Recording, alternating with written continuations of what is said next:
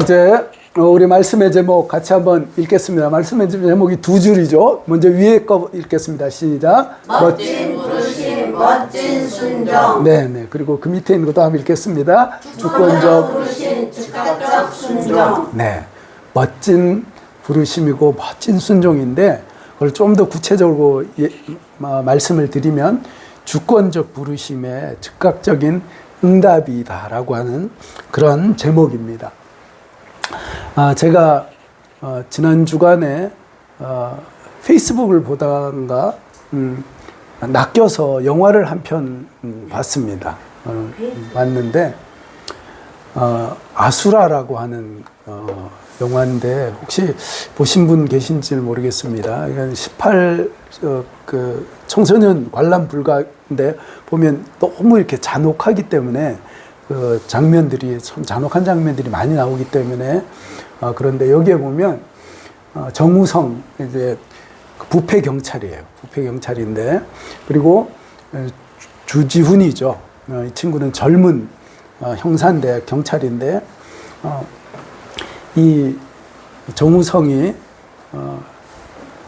안남시장인가 그 참 악독한 정말 성공을 위해서 물불을 가리지 않는 물불리를 가리지 않는 그런 시장 밑에서 경찰로 살아가는 것은 사실 돈이 얼마 되지 않지 않습니까? 근데 좀 이렇게 그 어둠의 세계죠. 이렇게 뒷돈을 받으면 훨씬 더 이렇게 풍족하지 않습니까? 그래서 안남시장에 여러 그 안 좋은 일들을 이렇게 이제 해주는 그 일들을 하면서 부패 경찰로 살아가는데 이 주지훈을 이제 끌어들이는 거예요. 너 월급 받으면 얼마냐? 한 200만 원 되지 않냐? 거기 가면 한 400 이상 받는다. 그래서 이제 부르죠. 그래서 이제 결국 나중에 마지막 보면 주지훈이 그 안남시장에 오른팔처럼 이렇게 하다가 결국 사건에 휘말려서 이렇게 죽음을 당해요. 그래서 마지막 이제 이 정우성과 주지훈이 이제 결투하는 장면에서 결국 이제 주지훈이 죽으면서 형이 나를 불렀잖아. 그러니까 정우성이 뭐라고 했냐면 내가 잘못했다 라고 고백하면서 이들의 만남이 이제 끝이 나요. 여기 보면 오늘 우리의 말씀의 제목은 멋진 부르심과 뭐예요? 멋진 순종이지만 이 영화에서는 뭐예요? 어떤 제목을 붙이라고 하면 뭐라고 붙이면 되겠습니까? 나쁜 부름과 나쁜 순종이에요. 참 이런 만남, 그죠? 이런 어떤 그 초청, 이런 것들은 우리 인생에 없어도 됩니다. 그죠? 자, 그런데 오늘 말씀을 보면 정말 멋진 그 부르심이 나오고요. 또 거기에 멋지게 응답하는, 순종하는 그런 모습이 나옵니다. 제가 이거 말씀을 준비하면서 멋지다라고 하는 그 단어를 요즘은 뭐 국어사전 안 찾지 않습니까? 네이버 형님, 네이버 사전에 이렇게 쳐보니까 뭐라고 나온다고요? 멋지다라고 하는 게 보기에 썩 좋다는 거예요. 보기에 썩 좋다. 그 두 번째 뭐라고요? 썩 훌륭하다라는 거예요. 그렇죠? 근데 영어 표현을 보면 뭐 여러 가지가 있는데, 제가 주목한 단어는 awesome이라고 하는 이 단어입니다. 이건 뭐 두렵다라고 하는 그런 뜻도 있지만 중요한 건 뭐예요? 오, 대단하다라고 할 때 awesome, awesome이라고 얘기하죠. 그래서 놀랍다, 이거 기상천외하다, 엄청나다, 그렇죠? 진짜 멋지다라고 할 때 그렇죠? awesome이라고 하는 단어를 쓰는데 성경에도 보면 그렇죠? 멋진 하나님을 이야기할 때 뭐라고 얘기해요? awesome God이라고, awesome God이라고 이렇게 얘기합니다. 그래서 여기 보면 신명기 awesome God이라고 하는 표현이 많이 있어요. 그래서 한마디로 얘기하면 멋있는 하나님, 그렇죠? 놀라운 하나님, 대단한 하나님, 이런 뜻이라는 겁니다. 자, 오늘 이 말씀을 보면, 이 말씀에 보면 이런 정말 awesome 부르심 그리고 awesome 순종이 거기에 나온다는 겁니다. 자, 말씀을 다시 한번 보겠습니다. 자, 시작. 예수께서 바닷가를 걸어가시다가 두 두 형제 베드로라는 시몬과 형제가 안드레가 그물을 던지고 있는 것을 보셨다.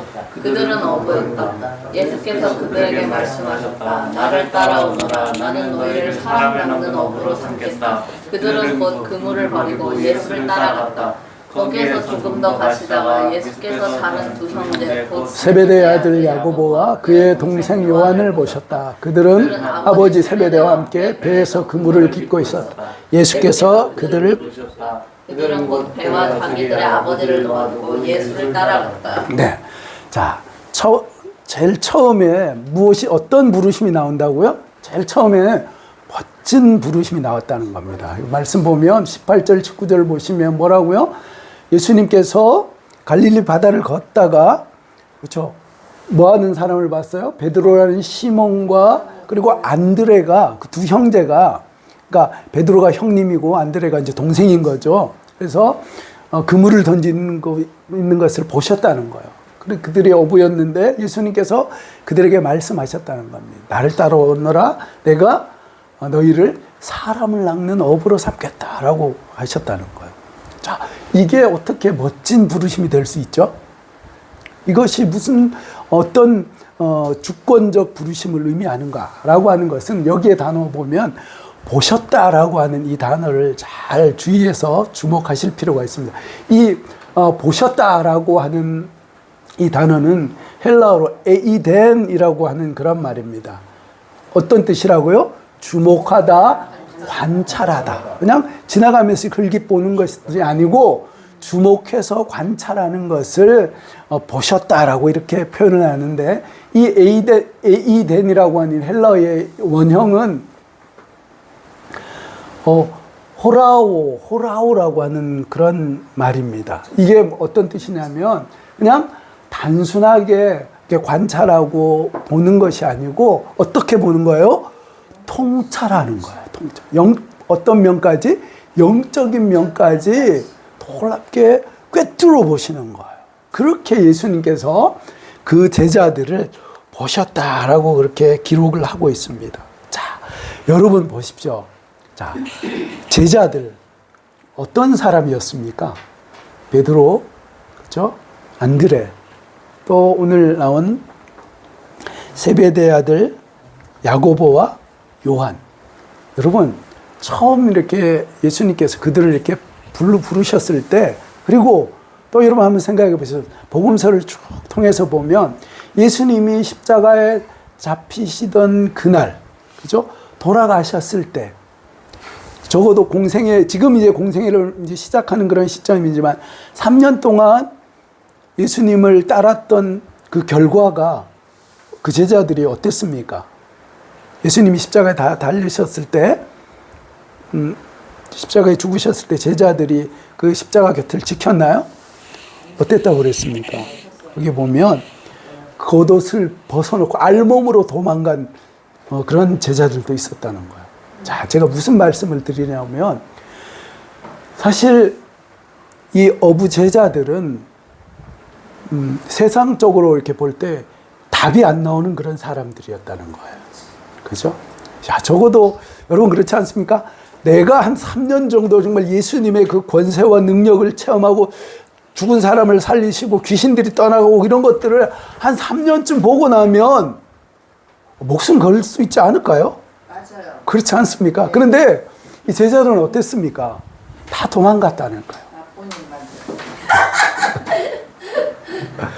그래서 부족함과 허물투성이었다는 거예요.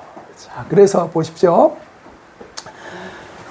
사실 그들의 여러분 어부라고 하면 느낌이 어떠십니까? 지금도 몰라요. 지금은 어부들 이렇게 고기잡이 한다라고 하면 뭐 이렇게 배를 가지고 선주 정도 되면야 폼 나죠. 그렇죠. 뭐 몇 억 되고 하니까. 그런데 근데 일반적으로 그냥 뭡니까? 할 일이 없어서 그죠? 하다가 이제 뭐 마지막에 택한 일이 뭐예요? 어부라는 거예요. 고기잡이나 하는 거예요. 거기에는 별 뭐예요? 특별한 어떤 재능 그런 것들 필요 없거든요. 그죠? 그냥 가서 시키는 대로 이렇게 하면 되는 거예요. 그러니까 극한의 직업 중 그 요즘 흔히 말하는 3D 업종 중에 하나라는 겁니다. 근데 지금도 그런데 지금으로부터 2000년 전 업으로 살아간다라고 하는 것은 여러분 폼나겠습니까? 폼나지 않죠. 그 당시 로마 제국의 어떤 압제하에 있었습니다. 그때 그 갈릴리 바다는 그 헤롯 왕이 다스리고 있었는데 헤롯이 어떻게 분봉왕으로 그 갈릴리 지방을 다스리면서 조공을 황제에게 잘 바쳐야 되기 때문에 엄청나게 수탈을 했다는 거예요. 그러니까 이 어부로서의 그 삶이 그나마 이게 고기를 많이 잡아서 배 부르게 사는 그런 삶이 아니라 끊임없는 수탈과 늘 배고픔에 피곤하고 고단한 그런 삶이었다는 거예요. 그런 어부들이었다는 거예요. 그런데 우리가 하나 기억해야 될 것은 예수님께서 허물과 허물투성이의 제자들을 부르셨지만 그들이 그들의 삶 가운데 집중하고 최선을 다할 그 현장에서 예수님께서 그들을 부르셨다는 거예요. 자, 보십시오. 여기 잠깐 뒤로 가겠습니다. 자, 여기 보시면 뭐 할 때요? 그들이 그 갈릴리 바다에서는 별 사람들이 다 있었을 거예요. 거기 놀고 있는 사람도 있고 수영하고 있는 사람도 있고 그랬다는 거예요. 그런데 그들은 뭐 하고 있어요? 그물을 던지고 있었다는 거예요. 그리고 안드레와 요한은 뭐예요? 아버지와 함께 그물을 깁고 있었다는 거예요. 자, 그러고 있는 그들을 예수님께서 부르셨다는 거예요. 자, 그래서 우리가 이 말씀 통해서 하나 적용할 수 있는 것은 예수님은 그냥 판판 놀고 있는데 그냥 삶에 의미를 두지 않고 그냥 될 대로 되라라고 하는 그런 삶을 살아가는 그 사람들을 하나님께서 부르시지 않았다는 거예요. 적어도 자신의 삶에 최선을 다하고 있는 그 사람들을 하나님께서 부르셨다는 거예요. 그렇죠? 직장인이면 그렇죠? 직장 가운데, 그렇죠? 사업을 하시는 분들은 사업 가운데, 학생이며 공부하는 가운데, 그렇죠? 그것을 그 현장에 최선을 다하는 사람을 하나님께서 우리 주님께서 그 제자로 부르신다는 거예요. 자, 그런데 보십시오. 그 제자들이 여러분 그들이 잘 배운 사람들입니까? 어떤 사람들이에요? 그렇죠? 배운 게 없죠. 그래서 요즘 말로 하면 아웃사이더였다는 거예요. 별 볼 일 없는 루저였다는 거예요. 그런데 놀라운 것은 우리 예수님께서 그 사람들을 부르실 때에 현재의 그 모습들, 아까 전에 제가 잠깐 나누었지만 제자들 보니까 답이 안 나오는 사람들이었어요. 그렇죠? 예수님은 지금 예루살렘에 올라가서 십자가에서 이제 죽으신다라고 하면서 만찬을 하시는데 세베대 아들, 그렇죠? 그 엄마 같은 경우, 세베대의 그 어머니 같은 경우는 뭐예요? 내 아들을 어떻게 해요? 당신이 당신이 예루살렘에 가면 당신의 오른팔로 또 하나들은 왼팔로 삼아 주십시오라고 청탁을 한 그런 제자들이었다는 거예요. 참 그들의 현재 모습들을 보면 그들의 어떤 삶을 보면 답이 안 나오는 그런 삶이었지만 중요한 것은 뭐예요? 예수님이 거기까지 보시는 게 아니고 무엇을 보셨어요? 미래의 무한한 가능성을 보셨다는 거예요. 비록 넘어지고, 그렇죠? 참 형편없다고 할지라도 어때요? 그들이 결국 어때요? 그것을 다 딛고 비록 참 연약하고 어설픈 그러한 모습들이었지만 그것을 딛고 결국은 어때요? 복음을 위해서 자신의 목숨을 내어 던지는, 그렇죠? 충성된 자기의 피로 복음을 증거해낸 그 삶을 살아내고 많은 그 제자들의 그 무한한 가능성을 보셨다는 거예요.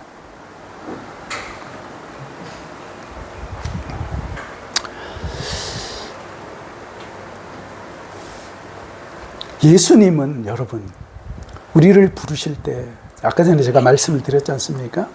야, 내가 예수 믿은 지 벌써 몇 년 됐는데 내가 교회 다닌 지 벌써 이렇게 수십 년이 되어 가는데 참 나는 왜 이렇게 변하지 않고 나는 이렇게 참 이렇게 마당들만 밟고 다니는 그런 신앙인으로 살아가지. 나는 왜 성숙하지 않지라고 우리 마음 가운데 자괴감이 있을 수도 있다는 거죠. 그래서 스스로에 대해서 어떤 기대를 포기하고 이미 그냥 자포자기한 그런 성도들이 참 많다는 거예요. 그런데 여러분 기억하십시오. 제자들의 그 연약한 모습, 형편없는 모습 가운데도 그것을 보는 것이 아니라 그 제자들이 결국 어때요? 복음을 위해서 멋지게 쓰임받은 그 가능성을 보시고 우리 주님께서 포기하지 않으셨다는 거예요. 우리도 동일한 줄 믿습니다.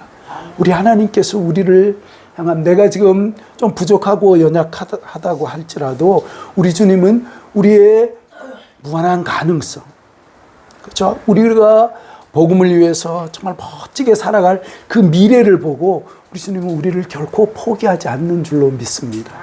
자, 우리 옆에 있는 분하고 한번 인사하겠습니다. 하나님께서 성도님의 무한한 가능성을 인정하십니다. 그렇게 하면 인사하겠습니다.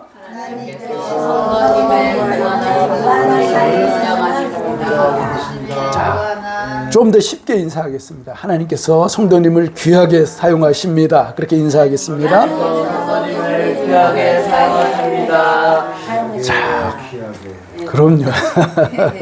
감사합니다. 네. 그래서 여러분 보십시오. 이 중요한 겁니다. 자, 우리 주님은 우리의 허물, 연약함, 그쪽 과실 이런 것 보고 야, 형편없다. 너 그래서 되겠냐? 나 지금 너 믿었는데 좀 안 되겠다. 그렇게 말씀하지 않는다는 겁니다. 아멘이십니까? 우리 주님은요, 그렇죠. 나에 대해서 나보다 더 큰 기대와 관심과 애정과 사랑을 가지고 그렇게 나를 보신다는 거. 나를 여러분 어떻게 보십니까? 세상 사람들이 이야기하는 그런 관점으로, 세상 사람들의 관점으로 나를 보고 있습니까? 아니요. 그거 아니라는 거예요. 그건 잘못된 거예요. 그렇죠? 하나님의 관점으로 하나님께서 나를 통해서 이루실 그 기대를 가지고 나를 바라보는 것. 여러분 속지 마십시오. 사단이 이야기하는 너는 안 돼. 너는 망할 거야. 너는 넘어지고 너는 별 볼 일 없는 인생을 살 거야 라고 하는 그 속삭임에 여러분 속지 마시기 바랍니다. 하나님의 우리 주님께서 우리를 부르신 그 관점으로 우리를 바라보시기 바랍니다. 우리는 너무나 존귀한 사람들이에요. 그 증거가 뭡니까? 그 증거가 뭐예요? 예수님이 우리의 가치를 보시고 우리 하나님께서 우리 예수님을 주시기까지 그렇죠? 우리를 사랑하셨다는 거예요. 우리는 존귀한 사람들입니다. 이것을 기억하십시오. 자, 하나님, 우리 주님께서 그죠? 제자들의 그 가능성, 그 미래를 보시고 그죠? 그들을 어때요?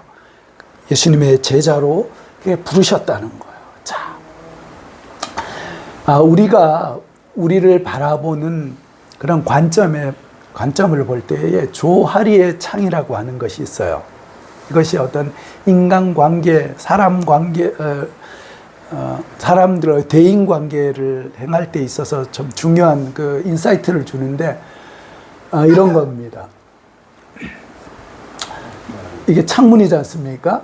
그래서 열린 창이 있고 보이지 않는 창이 있고 숨겨진 창이 있고 미지의 창이 있다는 거예요. 열린 창은 뭐예요? 다른 사람이 알고 나도 알고 다른 사람이 아는 거. 이게 어떤 게 있습니까? 제 이름이 뭔지 우리 성도님들 다 아시지 않습니까? 그렇죠? 제가 어디 사시는지 알고 또 제가 아들이 몇인지 딸이 몇인지 다 아시지 않습니까? 그죠? 네, 다 아셔요. 이런 것이 바로 열린 창이라는 거예요. 그런데 보이지 않는 창이 있다는 거예요. 다른 사람은 아는데 나는 모르는 거. 그죠? 어떤 게 있습니까? 그러니까 나만의 그 습관들. 그죠? 이런 것들이 있다는 거예요. 그건 나는 잘 모르는데 다른 분들은 다 그런 걸 아는 그런 영역이 있다는 거예요. 또 하나의 영역은 뭐예요? 다른 사람도 모르고 다른 사람은 모르는데 자신이 아는 그런 부분이 있어요. 왜? 어떤 게 있습니까? 나만의 그런 다른 사람이 이야기하지 않은 그 비밀들이 있죠. 그래서 이거 절대로 이야기하면 안 돼라고 하는 그런 약점들, 그런 부분들이 있다는 거예요. 그리고 이제 마지막은 미지의 창이 있어요. 나도 모르고요. 또 다른 사람도 모르는 그런 부분이 있다는 거예요. 이것은 마치 하나님만 아시는 그런 영역이다라고 볼 수가 있다는 겁니다. 그래서 우리를 지으신 하나님, 그렇죠? 우리를 지으신 하나님이 다른 사람도 모를 뿐만 아니라 나 자신도 모르는, 그렇죠? 그런 부분들을 우리 하나님은 속속들이 다 알고 계시는 줄로 믿습니다. 그래서 그 가능성을 가지고 우리 주님은요, 우리를 향한 기대와 소망을 포기하지 않는다는 거예요. 그래서 우리 주님께서 그들 형편없는 듯한 그 제자들을 향해서 뭐라고 말씀합니까? 기가 막힌 꿈과 비전을 허락하신다는 거예요. 자, 한번 읽어보겠습니다. 시작. 내가 사람을 낳는 어부로 삼겠다. 감사합니다. 그렇죠? 중요한 것은, 그렇죠? 사람을 낚는 어부로 삼겠다는 거예요. 그동안 어때요? 비린내 나는 그 생선 잡는, 그래서 다른 사람들이 다 멸시하고 깔보는, 아유, 저 어부래라고 딸도 잘 안 주려고 그러지 않습니까? 그런 삶을 살았지만, 이제는 뭐예요? 주님께서 그들을 부르셔가지고 어떤 일을 맡기신다는 거예요? 사람을 낚는 어부를 삼으신다는 거예요. 정말 영원토록 하나님께서 기뻐하시는 그 일을 위해서 하나님께서 귀하게 사용하시겠다는 거예요. 여기서 중요한 것은 또 뭐냐면요,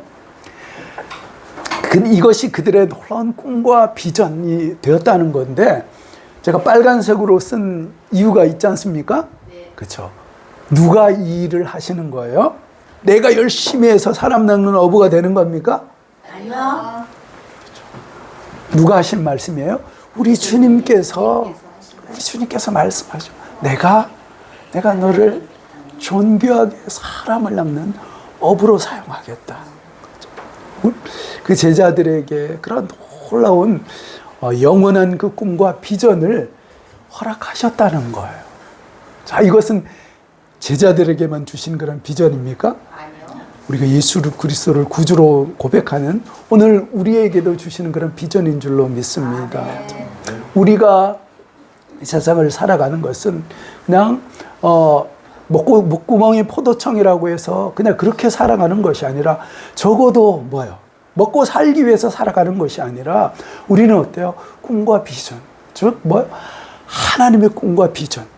어쩌든지 아직까지 예수 그리스도를 알지 못하는, 그래서 지옥을 향해서 가고 있는 그 사람들을 주께로 인도하는 것, 그것이 우리의 비전이 되어야 되는 줄로 그렇게 믿습니다. 그때 이런 비전에 취해서 살아가는 사람, 그렇죠? 그 나라와 의를 구하는 그 사람을 우리 하나님께서는 놀랍게 축복하시고 또 붙잡아 주실 줄로 그렇게 믿습니다. 그래서 우리 주님께서 우리를 이렇게 부르실 때는요, 하나님이 실수하십니까? 실수하지 않으십니까? 실수하지 않으세요. 그렇죠? 하나님, 저를 이렇게 보면, 냉철하고 객관적으로 보면 나는 깜냥이 안 되는 것 같은데, 하나님이 나 부르셨는데 나 잘못 부르신 거 아닙니까? 하나님 실수하신 거 아닙니까? 우리의 모습들을 때때로 보면 그렇게 생각할 때도 있다는 거예요. 그것은 하나님을 모독하는 겁니다. 자, 말씀 보겠습니다. 개역개정 뭐라고 얘기합니까? 하나님의 은사와 부르심에는, 하나님께서 우리에게 주신 은사, 그 선물들에는요, 후회하심이 없어요. 또 뿐만 아니라 하나님께서 내가 너를 사랑해서 불렀다라고 하시는 그 부르심에는요, 후회함이 없다니까요. 여러분, 이것을 기억하십시오. 자, 새 번역에는 더 멋있게 번역이 되어 있어요. 또 읽어보겠습니다. 시작. 하나님께서 철회되지 않습니다. 그렇죠. 하나님의 부르심은 철회되지 않는다는 거예요. 와, 멋있지 않습니까? 하나님께서 보는데, 야, 내가 너 불렀는데, 너 하는 거 보니까 아무래도 내가 좀 실수한 것 같아. 내 실수였어. 이거 취소하자. 그러지 않는다는 거예요. 이제 제가 기회가 되는 대로 마태복음 또 이 설교를 좀 어느 정도 하고 난 다음에 그 튤립이라고 하는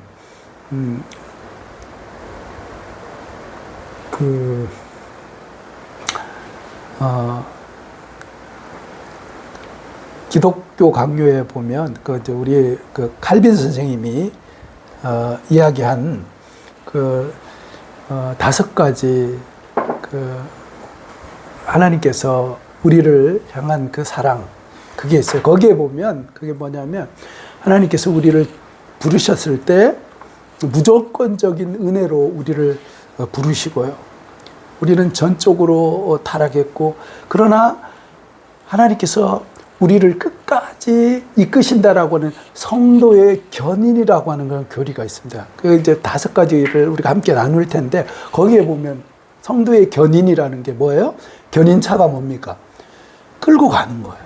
우리가 구원받은 하나님의 백성들, 내가 예수님을 구주로 이렇게 고백하면, 그렇죠? 하나님의 구원에는 후회함이 없어요. 하나님께서 우리를 한번 너는 내 것이다 라고 하나님께서 우리를 부르시면 우리의 구원이 취소되지 않는다는 것을 분명히 기억하십시오. 때때로 그러면 그런 질문이 있어요. 오늘 다룰 그런 내용은 아니지만, 그러면 중간에 취소된 듯한 사람들이 있어요. 가룟유다 같은 경우. 예수님이 제자고 어떻게 된 거예요? 그건요, 구원받은 것 같은 그러한 모양은 있었지만 실제적으로 예수님을 믿지 않았다는 거예요. 뭐 그런 케이스들인데, 어쨌든 하나님께서 우리를 부르시면 철회됩니까? 철회되지 않습니까? 철회되지 않습니다. 하나님의 부르심에는 후회함이 없다라고 하는 것을 분명히 기억하시기 바랍니다. 그래서 이런 부르심 앞에 하나님께서 이렇게 우리를 놀라운 계획과 뜻을 가지고 우리를 부르셨다는 거예요. 그래서 하나님의 주권적 부르심이고 멋진 부르심이라는 겁니다. 아멘이십니까? 그렇죠. 그래서 이 부르심에 우리 제자들이 이제 어떻게 해요? 응답하는 거예요. 자, 한번 읽어보겠습니다. 시작. 그들이 그리고 예수를 따라가다. 그들로 대화와 자기의 그들로 와두고 예수를 따라. 그렇죠. 그들이 곧 그물을 버리고 예수님을 따랐고요. 22절에 보면 세베대와 그죠. 제베대 아들 야고보와 또 그 요한이, 이들은 한 단계 더 나갔어요. 배만 버려둔 것이를 뭐도 버려요? 아버지도 버려요. 여러분 생각해 보십시오. 지금도 우리 사회가 상당히 가부장적인, 많이 개선됐지만 한국 사회가 그렇습니다. 그렇죠? 아버지의 영향력 무시할 수가 없어요. 근데 그렇다면 2000년 전이었으면 어떻겠습니까? 유대 사회에 있어서 아버지의 그 역할이라고 하는 것은 뭐 가공할 그런 영향력이었던. 그런데 예수님의 그 부르심 앞에서 아버지를 두고, 그렇죠? 자기 생업을 다 두고 예수님을 따랐다는 거예요. 그런데 즉시 따랐다는 거예요. 자, 그래서 이 말씀을 보면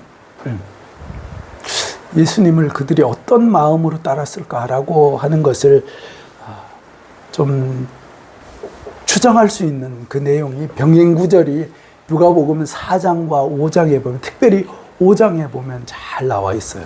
거기 보면 예수님께서 베드로를 부르시고 그리고 세베대 두 아들을 부르시는 그 장면이 나오는데 좀 더 자세하게 나온다는 거예요.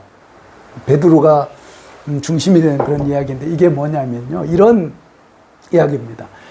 예수님께서 여기에 오늘 말씀을 보면 마태가 그냥 처음 만나서 베드로를 이렇게 부른 것처럼 그렇게 묘사가 됐는데, 누가복음에 보면 그 전 스토리가 있었어요. 그 배경이 있었는데, 그게 뭐냐면 예수님이 천국 복음을 전하시면서 귀신 들린 자를 쫓아내시고 병자를 막 치료하는데 어떤 일이 있었냐면 베드로의 장모가 열병이 걸렸어요. 그렇죠. 고통 가운데 있었다는 거예요. 그러니까 장모님이, 그러니까 베드로가 어떻게 했습니까? 그렇죠. 치료해 주십시오. 성경에 뭐 그렇게 나와 있지는 않지만 그렇죠. 그 사위 적어도 충성된 좋은 사위라면 그렇지 않았을까요? 그래서 베드로의 장모가 그 열병에 있을 때 그 장모님이 열병에 걸렸을 때 그렇죠. 예수님께로 가서 예수님이 베드로의 장모의 그 열병을 깨끗하게 치료해 주셨다는 거예요. 여기서 끝나는 게 아니고요. 그러니까 베드로는 예수님을 이미 어떻게 해요? 그냥 들어서 한 것이 아니고 예수님의 그 놀라운 능력을 경험했다는 거예요. 와, 이분 보통 분이 아니다. 귀신들이 막 떠나가고 병자들이 치유함을 받는구나. 야, 이분 대단한데? 라고 했는데 그 시점에도 예수님을 따르지 않았다는 거예요. 그래서 또 어떤 일이 있었냐면 5장에 보면 베드로가 우리가 잘 아는 이야기입니다. 밤이 맞도록 가서 이제 고기를 잡는 거예요. 그런데 잡았습니까? 못 잡았습니까? 한 마리도 못 잡은 거야. 그러고 나서 이제 나와가지고 이제 그물을 찢고 있는데 그때 그 예수님이 거기 오신 거예요. 그리고 뭐라고 말씀하셔요? 베드로야, 깊은 곳에 가서 그물을 던져라 라고 얘기하는 거예요. 여러분, 베드로는 어떤 사람이고 예수님은 어떤 사람입니까? 베드로는요, 갈릴리에서 잔뼈가 굵은 오리지널 어부라는 겁니다. 그죠? 예수님은 뭐 하신 분이에요? 목수였죠. 저 목공은 예수님이 탁월할지 모르지만 물고기 잡는 것은 감히 뭐예요? 예수님이 훈수를 둘 게 아니죠. 그런데 예수님이 말씀하시죠. 깊은데 어부의 그 상식으로는 물고기가 있을 때가 아닌데, 그렇죠? 그곳은 물고기가 없는데 예수님이 말씀하시죠. 뭐라고요? 깊은 데 가서 그물을 내려라 라고 얘기했을 때 베드로가 거기서 뭐라고 얘기해요? 말씀에 의지해서 내가 그물을 내립니다 라고 얘기하면서, 그렇죠? 그 깊은 데 가서 그물을 내리죠. 그러고 나서 어떤 일이 일어납니까? 만성. 그렇죠. 그물이 찢어질 정도로 고기가 잡힌 거야. 그러니까 이 베드로가 거기서 뭐라고 얘기합니까? 자, 이렇게. 자, 한번 읽어볼까요? 시작. 시몬 베드로가 예수의 무릎 안에 엎드려 이르되 주여 나를 떠나소서 나는 죄인이로소이다. 그렇죠. 거기서 먼저 베드로가 고백하는 거예요. 아, 내가 잘못 생각했구나. 이분은 그냥 어떤 유명한 선지자 중에 하나가 아니라 이분은 메시아고 이분은 뭐예요? 놀라운 구세주구나라고 하는 것들 그가 이 두 사건을 통해서 뭐예요? 너무나 분명하게 깨달은 거예요. 그러면서 그 통찰 앞에서 그가 무릎을 탁 꿇고 예수님께 고백을 하는 거죠. 나는 형편없는 고집쟁이 죄인입니다. 나는 이렇게 하나님이 기적을 보고도 하나님을 믿지 않고 고기잡이 하러 가고 했던 그런 불충한 죄인입니다. 나를 떠나십시오 라고 얘기를 했다는 거예요. 그런데 그에 대해서 우리 예수님이 뭐라고 얘기하세요? 자, 또 읽어보겠습니다. 시작. 무서워하지 말라. 이제 후로는 내가 사람을 믿사리라. 내가 이제 후로는 내가 사람 낚는 어부가 되게 하리라 라고 그렇게 말씀을 하셨다는 거예요. 근데 놀라운 것은 예수님이 뭐라고 말씀하셨어요? 무서워하지 말아라 라고 말씀하셨다는 거예요. 여러분, 배와 그물을 잔뼈가 굵은, 그렇죠? 그 어업을 내려놓고, 그렇죠? 아버지의 그 영향력을 뒤로 하고 예수님을 따른다라고 하는 그것은 정말 신나고 즐겁고 행복한 그런 일이었을까요? 적어도 그런 부분도 있었겠지만 많은 그 두려움이 있었을 거예요. 그렇죠? 어떻게 될까? 아직까지 검증이 몇몇 사건을 통해서 이분이 대단한 분인 것은 분명한데 문제는 뭐예요? 내가 진짜 이분을 따라서 걸어가는 이 길이 괜찮을까? 내가 이렇게 정말 마음껏 내가 모든 것을 바쳐도 괜찮을까라고 하는 그런 두려움과 의심을 가지고 있는 그 베드로에게 뭐라고 얘기합니까? 무서워하지 말아라. 무서워하지 말라. 내가 너를 통해서 놀라운 일을 이룰 거야. 내가 이 길 가운데 너와 함께 할 거야. 내가 너를 도와줄 거야. 무서워하지 말아라. 여러분, 우리가 예수님을 따를 때, 그렇죠? 동일합니다. 내가 예수님 따라 살아가는 그 삶, 좀 쉽지 않은 그런 삶이에요. 그렇지 않습니까? 돈을 의지하고 세상 의지하고 권세 의지하고 살아가면 될 것 같아요. 그렇죠? 그런데 나를 사랑하신 그 사랑 앞에 내가 무릎을 꿇고 이제는 뭐예요? 내가 세상 의지하지 않고 주님의 사랑을 의지하고 복음을 위해서 내가 살겠습니다. 내가 십자가를 지고 살겠습니다. 내가 고난의 그 쓴 잔을 마시며 이 길이 생명의 길이오니 내가 이 길을 따라 살겠습니다. 라고 할 때에 우리 마음 가운데 어떤 마음이 있어요? 두려움이 있어요. 인간적인 염려가 있다는 거예요. 그때 우리 주님께서 뭐라고 말씀하십니까? 두려워하지 말라. 두려워하지 말라. 그 제자들을 부르셨던 그 주님의 그 사랑이 오늘 이 복음의 길을, 이 십자가의 길을 걷고 있는 우리 가운데 또 다시금 말씀하십니다. 무서워하지 말라. 두려워하지 말라. 내가 너와 함께 한다. 그래서 그들이 이 놀라운 주님의 사랑 앞에 즉시 그렇게 순종하며 그 길을 따라갔다는 거예요. 자, 예수님을 만나면 이렇게 순종하고 전적인 헌신이 있어요. 그런데 이것을 막는 세력이 있습니다. 우리가 헌신하지 못하게 하고 순종하지 못하게 하는 그런 세력이 있습니다. 어떤 세력입니까? 마귀. 저 사단이. 사단이 백전백승. 그렇죠. 백전백승의 필승 비밀 전략이 있어요. 그게 뭔지 아십니까? 밑까지 깨. 그게 아니고 헌신해, 희생하고 십자가를 져, 기도하고 말씀 보고 충성하면서 헌신해. 그런데 어떻게 하라는 거예요? 그래서 어떻게 해요? 적당히. 나중에 하라고. 천천히 하고 해. 그걸 헌신해야지. 기도하고 말씀 보고 주 뜻대로 열심히 살아야지. 그렇게 살아야지. 그거 정말 얼마나 하나님 기뻐하시는 거야? 그때 해. 그런데 언제 해요? 나중에.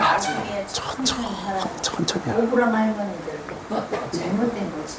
사탄의 말. 이게 지금 엄청나게 먹히고 있다는 거 여러분 아십니까?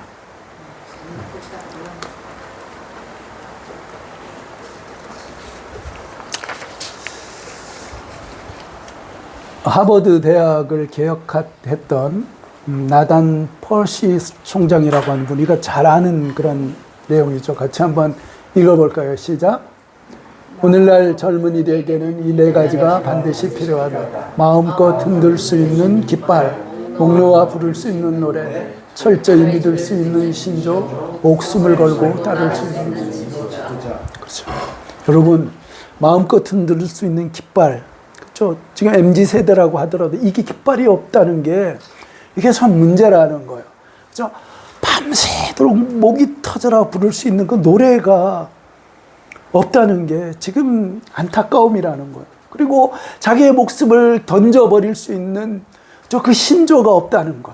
그리고 목숨을 걸고 따를 수 있는 지도자가 없다는 것.